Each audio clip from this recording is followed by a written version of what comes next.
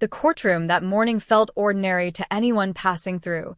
Stacked papers, muffled whispers, the echo of footsteps beneath stained, time-worn windows. But for Mason Queen, every detail screamed the weight of a lifetime carried too heavily. He shuffled in, escorted and restrained, a shadow of the man he once was. His face, hardened and lined, bore the silent testimony of countless battles, both external and internal, scars invisible yet searing. No one among the police officers registering his presence gave more than a passing glance when his name was called. Mason Queen, just another case number, another forgotten soul tangled in the city's indifferent machinery. Yet beneath his worn, oversized military coat, beneath the trembling of his calloused hands, was a man caught in the relentless grip of loss and invisibility. The weight of years pressed down on his slouched shoulders, bending his spine and spirit alike, as if the very fabric of his being was unraveling thread by thread. He wasn't just a vagrant or a troublemaker. He was a warrior displaced, a hero displaced by time and neglect. The old coat, frayed and faded, whispered tales of honor long past, of battles fought far from these cold walls, now reduced to seeking warmth behind a restaurant's extractor fan. His eyes, dim but not extinguished, flickered with memories. Flashbacks of fire, of comrades lost, of a brother saved and now forever absent. Yet here he stood, accused not of valor but of trespassing and defiance, charges that gnawed at the edges of his dignity like a relentless parasite. No advocate stood beside him. His public defender had been called away, leaving Mason to face judgment alone, his voice barely a whisper against the courtroom's austere silence. His struggle was not only with the law but with a world that had turned its back, refusing to recognize the man beneath the tattered uniform, the human beneath the label of homeless. The courtroom, a place meant for justice, felt colder than the winter nights Mason tried to endure. Each accusation was a reminder not just of the law he was said to have broken, but of a society that had failed him, a soldier discarded after his service, reduced to survival in the shadows. In this moment, Mason was a man on the edge, battling not only the court's scrutiny, but the crushing weight of his own fading identity. As the judge, Olivia Parker, flipped open the file, a sudden chill swept through her, a sensation that had little to do with the cold austerity of the courtroom and everything to do with a ghost from her past stirring awake. The name on the page was not just another defendant. It was Mason Queen, the very man who had once carried her brother from the brutal chaos of Fallujah, the man whose courage had been etched into the marrow of her family's history. For a fleeting moment, Olivia's breath caught, and color drained from her usually composed face. The courtroom's weight shifted subtly, though no one but her seemed to notice. Her mind raced involuntarily through memories she had long tried to bury, the smoke-filled battlefield, the desperate cries, the grim finality of loss, and the unexpected salvation brought by Mason's steady hands and fierce resolve. The contrast was stark. Here he was now, diminished to a frail figure accused of petty crimes, stripped of the honor and recognition she had always believed he deserved. It was as if time had conspired to erase him, leaving only a faint shadow where a hero once stood. Olivia felt the walls closing in, a tug of helplessness, mixed with a fierce determination burning beneath her judicial calm. The gap between the man who had saved her brother and the man before her now was vast and painful, carved by years of neglect, trauma, and silence. She grappled with the weight of her role, not just as a judge enforcing the law, but as a witness to a tragedy that extended far beyond the courtroom. Her hands trembled imperceptibly as she laid the documents down. The courtroom, oblivious to her inner turmoil, waited for her to proceed. Yet beneath the polished veneer of her judicial demeanor, Olivia wrestled with a gnawing question. How had this man, a symbol of bravery and sacrifice, fallen so far into the cracks of society's indifference? The revelation unsettled her, forcing her to confront not only Mason's plight but her own complicity in a system that had failed him. In that charged silence, the courtroom seemed to hold its breath alongside her. Olivia Parker's surprise was not merely a reaction to a name on a page, but a profound awakening to the human cost of forgotten wars and forgotten men, an awakening that would soon ripple through the cold halls, breaking the quiet with the raw truth of one veteran's painful journey from hero to outcast. Mason Queen's presence in the courtroom was a living testament to the devastating toll that war had etched into his body and mind, a portrait of survival burdened by invisible wounds that never truly healed. The physical frailty that marked his frame was just the surface. Beneath it lay a fractured spirit wrestling with the relentless grip of trauma. His eyes, once sharp and commanding, now flickered with a haunted emptiness, the kind that belongs to someone who has stared too long into the abyss and found no escape. The years of combat had left Mason with more than scars on his skin. They had wrought a severe traumatic brain injury that clouded his thoughts, muddied his memories, and turned simple tasks into mountainous challenges. Every sound in the courtroom, the shuffle of papers, the murmur of voices, felt amplified, a cacophony that pulled at his fraying nerves. His hands trembled subtly, betraying the exhaustion of constant internal battles against pain and confusion. Sleep was a rare refuge, often shattered by nightmares where the battlefield never faded, and the faces of lost comrades blurred into relentless phantoms. His diagnosis of PTSD was not just a clinical label, but a lived reality. The hypervigilance that once kept him alive in combat now trapped him in a perpetual state of alert, every shadow a potential threat, every sudden movement a trigger.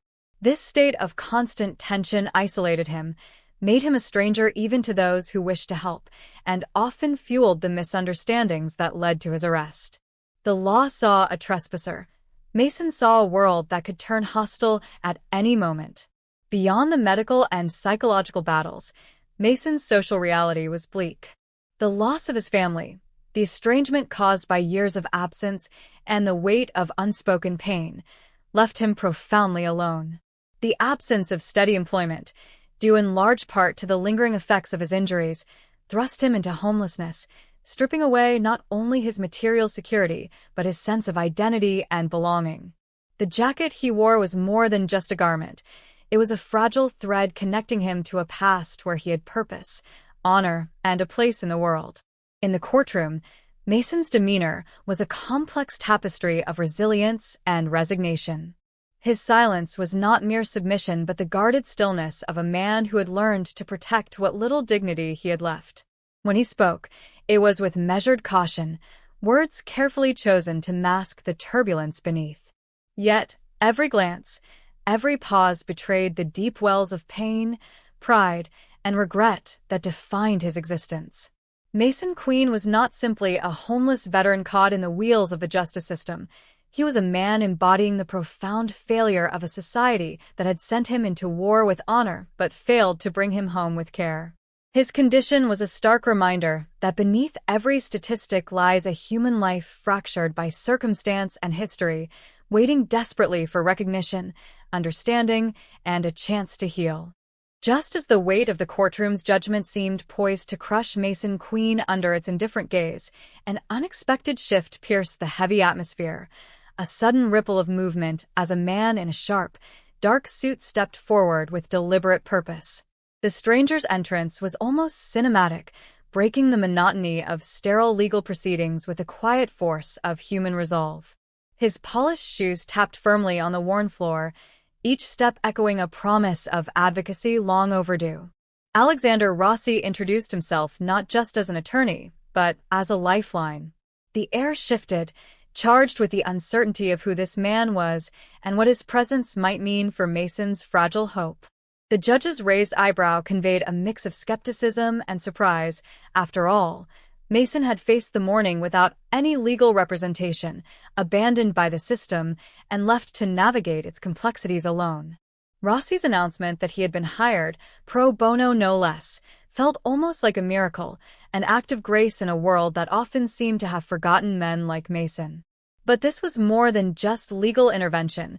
It was a moment fraught with psychological weight for Mason. Years of isolation, rejection, and invisibility had taught him to expect nothing, to prepare for disappointment. The sudden offer of help stirred a cautious flicker of hope, yet shadowed by mistrust. His eyes searched Rossi's face, questioning the authenticity of this unexpected ally, battling the silent fears of abandonment ingrained deep by a lifetime of hardship. For Mason, this wasn't simply about winning a case. It was about reclaiming a fragment of his shattered identity. The presence of an advocate willing to stand beside him was a subtle affirmation that he mattered, that his story was worth hearing beyond the cold charges that had brought him to court. It symbolized the possibility of being seen not as a vagrant or a nuisance, but as a man with a history, pain, and dignity. Meanwhile, the judge, Olivia Parker, grappled privately with her own turbulent emotions. Rossi's appearance was more than procedural. It was a personal connection unfolding, a bridge between her past and the present.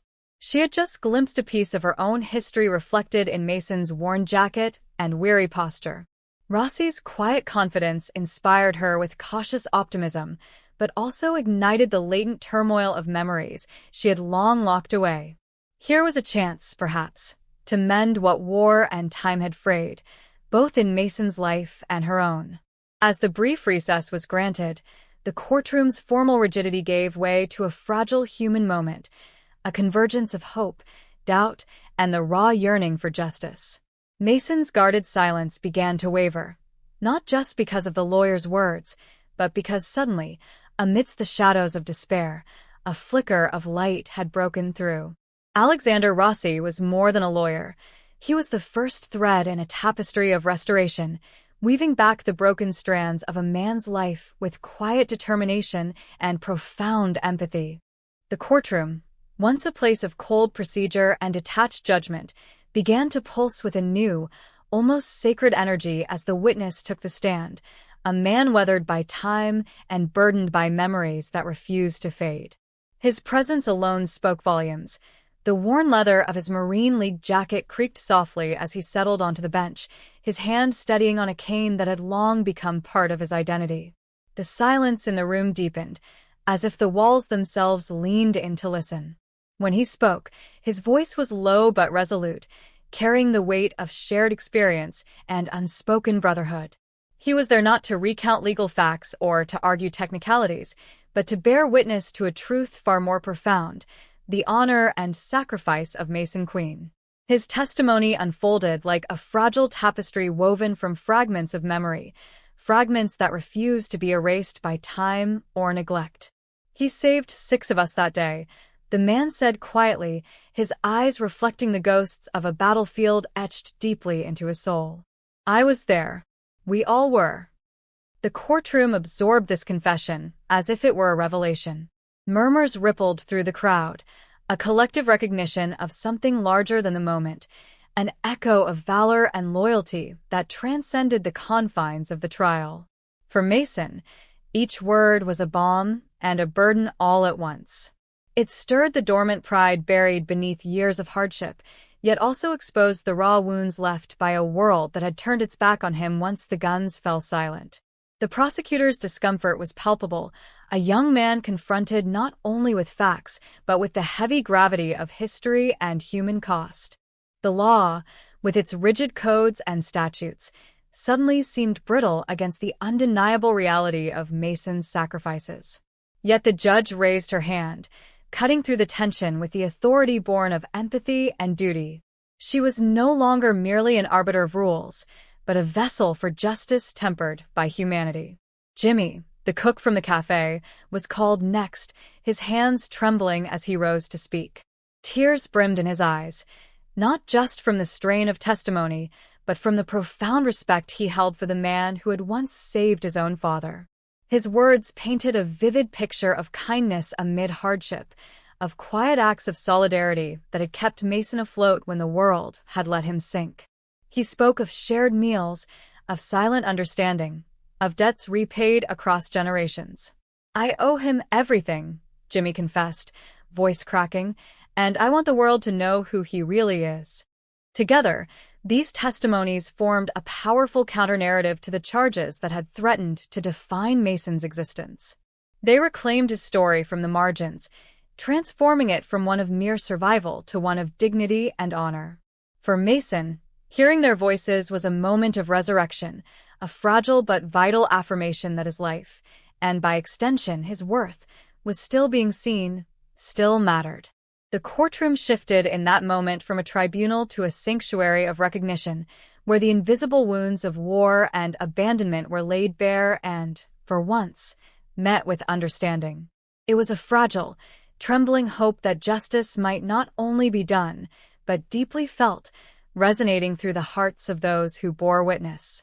The courtroom held its breath as Judge Olivia Parker leaned forward, her fingers lightly touching the polished wood of the bench, eyes clouded with a tempest of emotions she had fought so hard to keep in check. The weight of the moment pressed down on her, not merely as an arbiter of the law, but as a woman confronting fragments of her own buried past. Her voice, when it finally emerged, was quiet but resolute, carrying the gravity of years spent wrestling with shadows she had long hidden behind a stoic facade. "I must disclose," she began, her gaze briefly flickering toward Mason Queen, "that I have a personal connection to this case." A murmur rustled through the room, but she pressed on, unflinching. "Mason Queen is the brother of a dear friend I lost years ago. His story has haunted me in ways I could never fully explain until now." The admission hung in the air, fragile yet undeniable. For Mason, the revelation stirred an unexpected swell of emotion, confusion mingled with a faint glimmer of recognition, as if the tangled threads of their lives, once distant and disparate, were now beginning to weave together. The judge's words broke through the courtroom's rigid formality, humanizing the proceedings in a way no legal argument ever could. Her voice softened, the hardness of judgment replaced by the tender weight of empathy.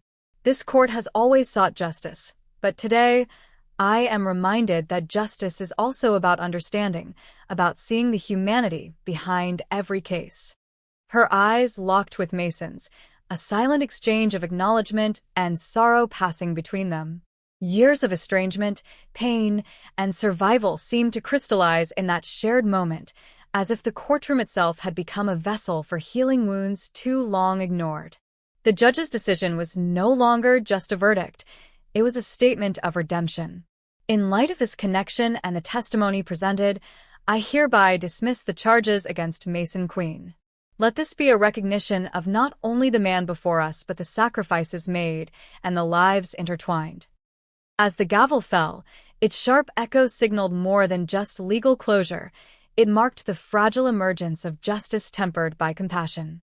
The room exhaled collectively, some with tears, others with disbelief, all bearing witness to the profound human reckoning unfolding before them. Judge Parker's confession had transformed the courtroom into a space where law met heart and where Mason Queen's story, once buried beneath layers of hardship and silence, was finally given the dignity it deserved. The moment the courtroom doors closed behind Mason, a heavy silence settled, one not born of defeat, but of something more fragile, the tentative stirrings of hope. The judge's ruling, unexpected and quietly revolutionary, was more than a legal victory. It was the first step toward reclaiming a life fragmented by neglect and judgment. Yet the path ahead was still shrouded in uncertainty, lined with the debris of years spent fighting a battle no one else seemed to understand. Mason stood there, the weight of his worn jacket a physical reminder of battles fought both on distant fields and within the confines of his own mind. His eyes, shadowed with exhaustion, flickered with something almost foreign, an ember of reclaimed dignity. Outside the courthouse, the world had not paused for him, but now it was forced to pay attention. News of the verdict rippled through the veteran community and the small town that had long viewed Mason with suspicion or pity. The local Veterans Association stepped forward, extending hands and offers of support that Mason had once believed were out of reach.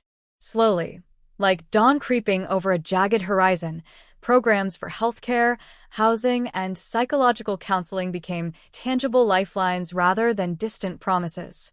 Each meeting, each handshake, was a thread weaving Mason back into the fabric of a society that had nearly let him slip through its cracks. Yet, even amid these outward signs of restoration, the deepest battles raged unseen. Mason wrestled with the shadows of trauma and alienation, the ghosts of memory and loss clawing at the edges of every tentative smile. The stigma that had clung to his name did not vanish overnight. It required patience, courage, and an unyielding will to face the quiet judgments of strangers and the harsher judgments of his own reflection.